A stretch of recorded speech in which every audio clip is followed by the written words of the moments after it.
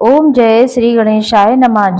आज है 5 अप्रैल 2026 और है आज चतुर्थी का महाव्रत। तो आइए श्रवण करते हैं वैशाख संकष्टी चतुर्थी व्रत कथा, साथ ही वैशाख महत्म और आज की वीडियो में बहुत कुछ जानेंगे। सबसे पहले जानेंगे आज का पंचांग। आज का अशुभ समय राहु काल का 5:07 से 6:39 के आसपास का समय रहे। राहु काल का त्याग करके पूरा दिन सबसे श्रेष्ठ और उत्तम रूप में होने वाला है। जैसा कि 12 बजे के आसपास तृतीया तिथि है, उसके बाद चतुर्थी लग रही है। आप विशाखा नक्षत्र और अनुराधा नक्षत्र का सुंदर सहयोग बन रहा है। इसके साथ साथ अगर आप किसी नए और शुभ काम की शुरुआत करना चाहते हैं तो अभिजीत मुहूर्त का समय का चुनें, जो 12:04 से 12:54 के आसपास है। आज चंद्र उदय का समय 9:46 के आसपास का रहने वाला। प्रिय श्रोताजनों, इसके साथ साथ लाभ का चौगड़िया जिसमें हर स्वरूप में लाभ मिलता है 9:24 से 10:57 के आसपास का समय। इसी दौरान हमें अमृत काल का समय मिला है, जो कि 10:57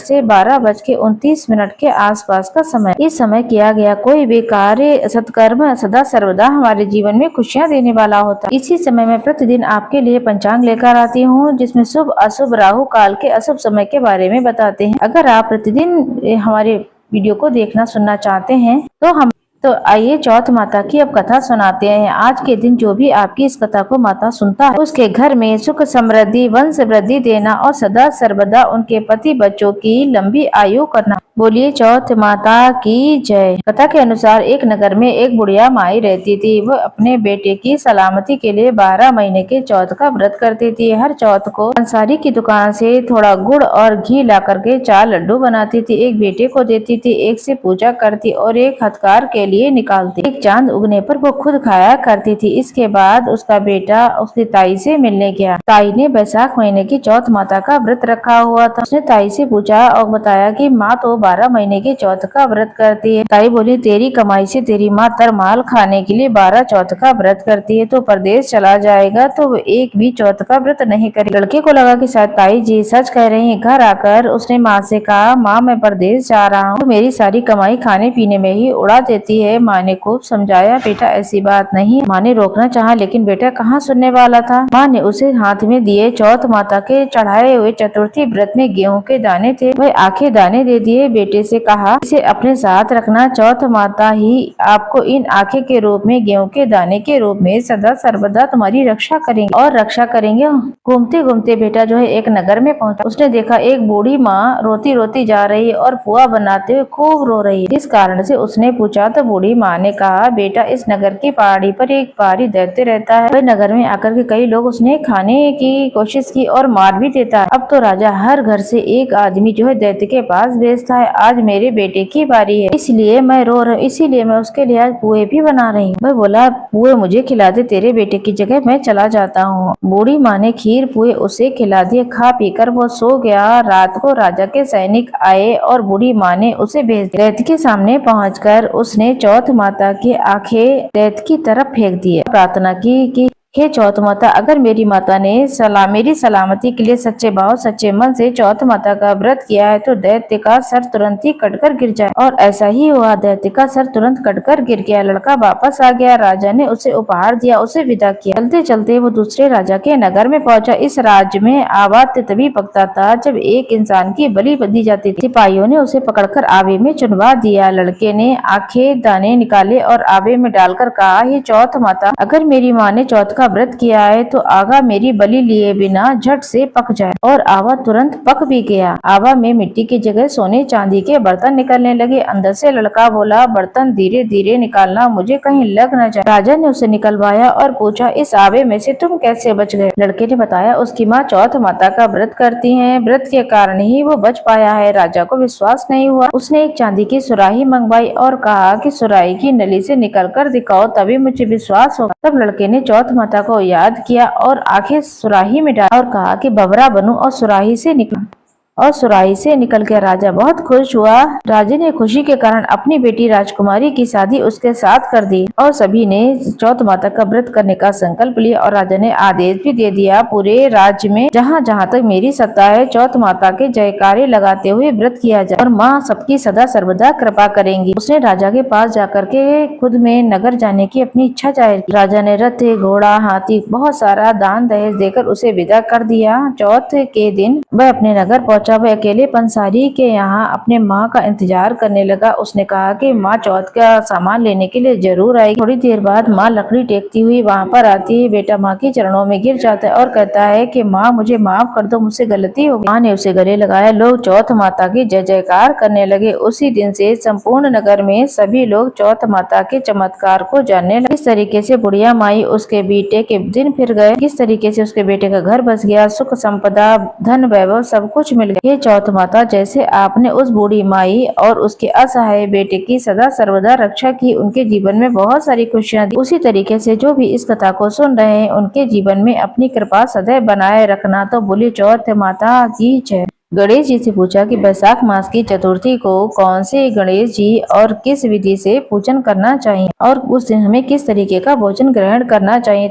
तब गणपति गजानन ने उत्तर दिया कि हे जगत माता, वैशाख कृष्ण पक्ष की चतुर्थी का नाम सबसे उत्तम है और ये व्रत हम सबको करना चाहिए। उस दिन वरदंड नाम से गणेश जी का पूजन करके भोजन में कमल गट्टे का हलवा और आहार के रूप में हमें ग्रहण करना चाहिए। ये जग जननी द्वापर युग में राजा युधिष्ठिर जी ने भी यही प्रश्न पूछा था। तब उत्तर में भगवान श्री कृष्ण ने कहा था कि मैं उसी का वर्णन करता हूँ, आप श्रद्धा पूर्वक सुने। श्री कृष्ण बोले, हे राजा युधिष्ठिर, इस कल्याणदात्री चतुर्थी का व्रत जिसने भी किया उसे जो फल प्राप्त हुआ उसे मैं बता रहा हूँ। प्राचीन काल में रतिदेव नाम का एक प्रतापी राजा राज्य करता था जो कि क्षत्रियों का विनाशक था। उनके तथा यम कुबेर उन्हीं के राज्य में धर्म केतु नाम का एक ब्राह्मण भी रहता था। उसकी दो स्त्रियां थी, एक का नाम था सुशीला और दूसरी का नाम था चंचला। सुशीला नित्य ही कोई न कोई व्रत किया करती थी, इसलिए उसका शरीर बहुत ही ज्यादा दुर्बल हो गया था। इसके विपरीत चंचला, जो कि कभी कोई उपवास नहीं करती थी, बस भरपेट भोजन ही किया करती थी। उधर सुशीला को सुंदर लक्षण वाली एक कन्या हुई और चंचला को पुत्र रत्न की प्राप्ति हुई। यह देखकर चंचला बार बार सुशीला को ताना देकर कहने लगी, सुशीला तूने इतने सारे व्रत उपवास करा और इतने सारे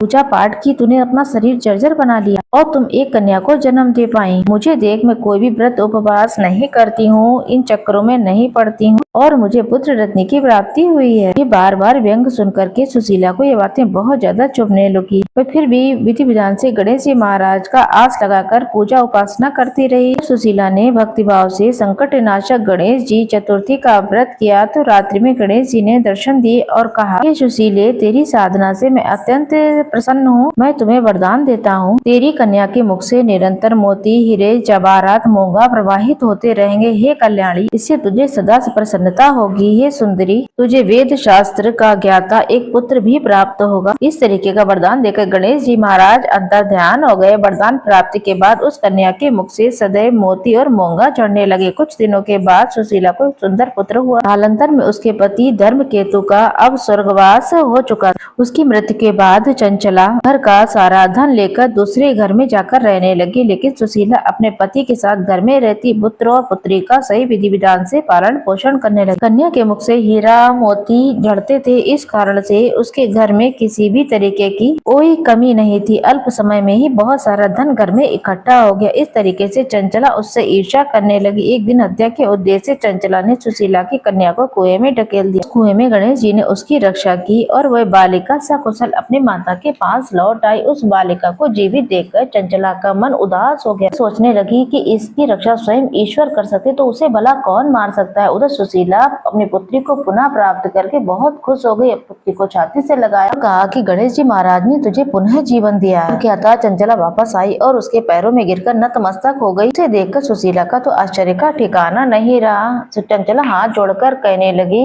कि मैं बहुत बड़ी पापिन हूँ, दुष्टा हूँ, मेरे अपराधों को क्षमा करो, आप दयावती हैं, आपने दोनों कुला का उद्धार कर दिया है। जिसका रक्षण देवता होता है उसका मानव क्या बिगाड़ सकता है। तो लोग संत एवं सत्पुरुषों को दोष देते हैं, वे अपने करनी से स्वयं ही नाश को प्राप्त हो जाते हैं। के बाद चंचला ने भी कष्ट निवारक संकष्टी गणेश चतुर्थी का व्रत किया। श्री गणेश जी ने कृपा करके उन दोनों के घर में आपस में उनके प्रेम में बहुत वृद्धि हुई और इस प्रकार से जो भी गणेश जी की कृपा होती है उस पर रिद्धि सिद्धि उत्तम बुद्धि प्रदान करती है, उसके शत्रु भी मित्र बन जाते हैं। सुशीला के द्वारा संकट नाशक गणेश चतुर्थी का व्रत किए जाने के कारण ही उसकी सौत चंचला का हृदय परिवर्तित हो गया। श्री गणेश जी कहते हैं कि हे देवी, पूर्व काल का वृत्तांत मैंने तुम्हें सुना दिया, इससे श्रेष्ठ इस युग में कोई भी व्रत नहीं है। श्री कृष्ण कहते हैं कि हे धर्मराज, आप भी विधि पूर्वक गणेश जी का व्रत करके अपने शत्रुओं का नाश इस कामना के तहत करो। अष्ट सिद्धि और नौ निधि आपके करवद्य होकर आपके सामने खड़े होकर रहेंगे। धर्मपरायण युधिष्ठिर,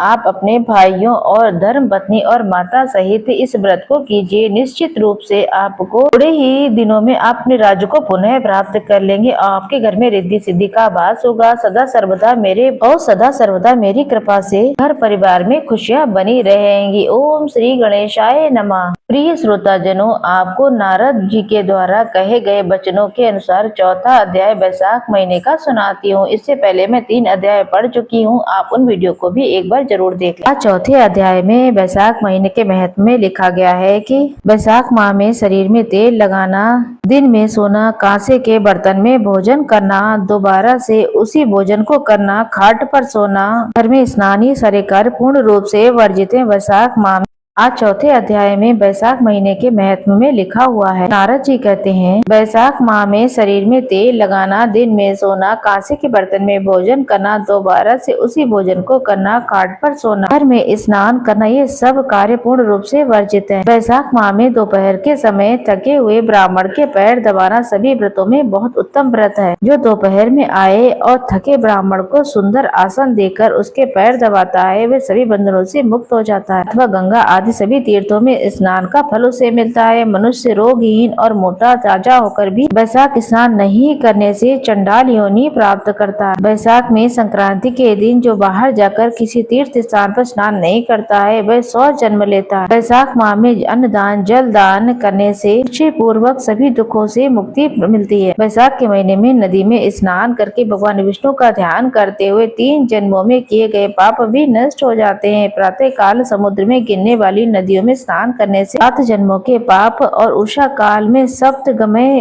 करोड़ों जन्मों के पाप जो है नष्ट हो जाते हैं। जाह्नवी, कावेरी, नर्मदा, त्रिवेणी ये सप्त गंगा हैं। वैशाख माह में बहते हुए जल में मंजन करने से सारे जन्म के किए हुए पाप नष्ट हो जाते हैं। दूध में उत्तम दही और दही में उत्तम घी है, वैसे ही सभी मासों में कार्तिक, माघ और माघ से वैशाख माह सबसे उत्तम। दरिद्री तथा अपराधी को भी जो थोड़ी वस्तु, जल, कंद मूल, फल, गुड़, छाछ आदि मिल जाए वही दान कर देना चाहिए। दान न करने से दरिद्रता आती है और दरिद्रता से मनुष्य पाप करता है अतः पाप से नरक मिलता है। इसलिए मनुष्य को भी आवश्यकता अनुसार दान पुण्य जरूर करना चाहिए। वैशाख माह के देवता भगवान विष्णु है, इस कारण मास में जप तप दान बहुत सुंदर फल देने वाला होता है। हे भगवान, मैं वैशाख माह की संक्रांति से स्नान करने की कामना करता हूँ, कृपया आप इसको पूर्ण करें। इसे हे मधुसूदन, मैं गंगा स्नान करके आपको अर्घ देता हूँ, आप इसे ग्रहण करें। गंगा आदि सभी तीर्थ मेरे अर्घ को ग्रहण करके मुझ पर प्रसन्न हो। आप समदर्शी पापी पर भी कृपा करने वाले मेरे अर्घ को ग्रहण कर मुझे यथोचित फल देकर, इस प्रकार अर्घ देकर स्नान करके वस्त्र पहनकर अपने नित्य नियम करें और वैशाख में उत्पन्न होने वाले फलों से फूलों से पूजन करें अथवा वैशाख महीने की कथा सुने। इससे करोड़ों जन्मों के पाप नष्ट हो जाते हैं। जो तुलसी, दही और भगवान का पूजन करता है वह सर्वभौम राजा होकर के अपने जन्मों के विविध दुखों को भोगता है। वैशाख महीने की जय। श्री नारायण भगवान की जय। इति श्री भगवान महत्म 14 अध्याय समाप्त हुआ। तो प्रिय भक्तजनों, ये चौथा अध्याय जो कि मैंने आपको पढ़कर सुनाया, 5वां अध्याय कल सुनेंगे।